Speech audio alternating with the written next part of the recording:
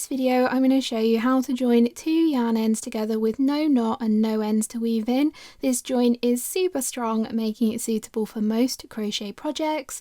The join is called the Russian join, and to do it you're going to need a sharp yarn needle. These are often labelled as darners in craft shops. So take your 2 yarn ends and cross them over each other about 3 or 4 inches from the end, like this. So this length and this length here is about 3 or 4 inches. Next, thread one of these ends onto a needle without disturbing this crossover. Now I'm going to pick up this by its cross so I can show you how to do the Russian join. So what we're going to do here is we're going to sew our yarn end back up the same colour of yarn, and there are 2 different ways of doing this. The first way works really well with a yarn with lots of plies like the purple one here. So we're going to put our needle into the yarn and we're going to run the needle up the centre of the yarn. This can take a little bit of practice to do. So you can see there I'm going up the centre of the yarn.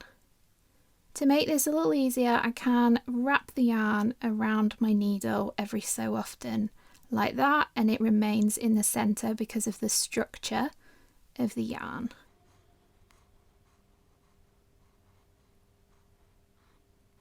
So that's a little bit fiddly, but you can see there my needle's gone up the centre of the yarn and it's still looped over here. I'm now going to pull that needle through the yarn all the way. Now I'm going to spread that bunched up yarn out there.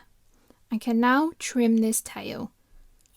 I'll now show you an alternative method for weaving that end up the yarn. So this method is more suitable for a yarn that has fewer plies. So to do this method, we're going to take our needle and we're simply going to do what's called a running stitch in sewing in and out of the yarn.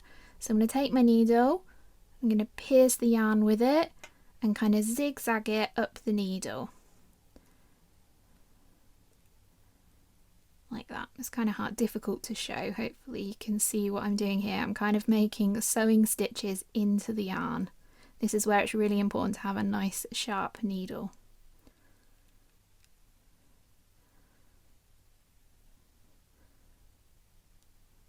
Like that, and once you've gone up about 1.5 to 2 inches like that, pull your needle through.